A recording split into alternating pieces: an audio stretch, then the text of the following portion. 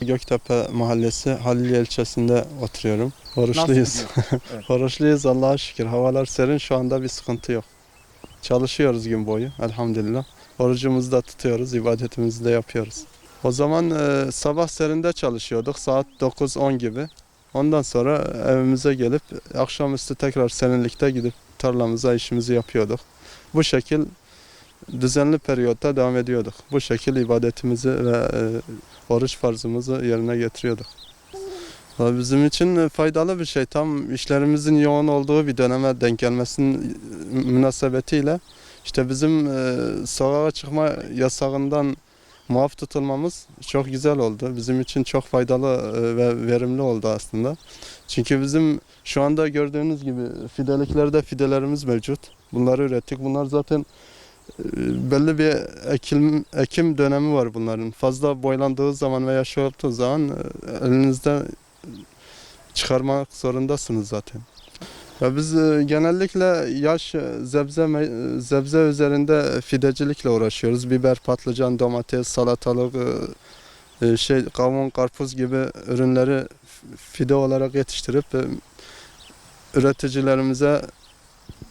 üreticilerimize satıyoruz, yardımcı oluyoruz. Bu şekilde kendimiz de ayrıyeten kendimiz de tarlada yaş sebze üretimi yapıyoruz. Gördüğünüz gibi az önce görmüştünüz, tarlada dikimimizi de yapmıştık zaten.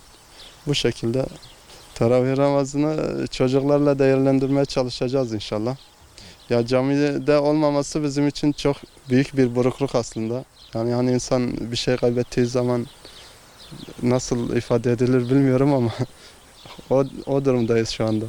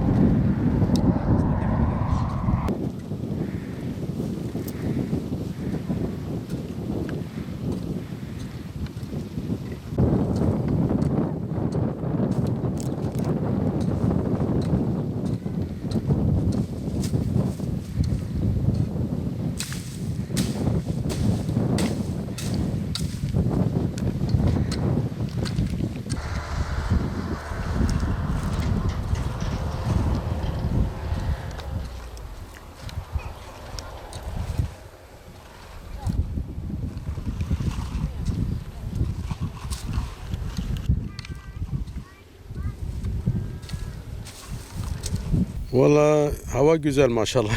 Güzel gidiyor. Biz de tarlada çalışıyoruz. İşte patlıcan, biber, salatalık, çapa yapıyoruz. Gidiyoruz, dinliyoruz çadırda. Bak çadırımız orada. Ne yapalım? Bundan sonra doğrudur. Valla camileri çok özledik. Hakikaten yani şimdiye kadar yaşım bu 52 yaşına geldi. Ben camisiz yani teravihsiz geçmedi bizim orucumuz. Ama maşallah bu sene bu şeyden Allah inşallah bu milleti bu beladan kurtarır. Ne diyeyim bakın. Ben biraz önce hanıma söyledim, yengeye söyledim. Dedim ben burada çalışıyordum, jandarma geçiyor diyor. Nasıl olsa ama ne virüsü diniyor, ne şeyi diniyor. Bu tarla işinde çalışıyor yani. Çiftçiyi idare ediyorlar. Ne yapar? Çalışmasa da olmaz. Ot var, ilaçlama yapıyor. Bak çocuk gitmiş öbür taraftan ilaçlama yapıyor. Ne yapacağız? Vallahi burada işte iftarımızı açıyoruz, namazımızı kılıyoruz. Zaten virüsün dolayısıyla biz cemaate de gidemiyoruz. Cemaat olsa da gidemiyoruz. Tek başına hanımla beraber oturuyoruz. Çocuklar geliyor oturuyor. O da.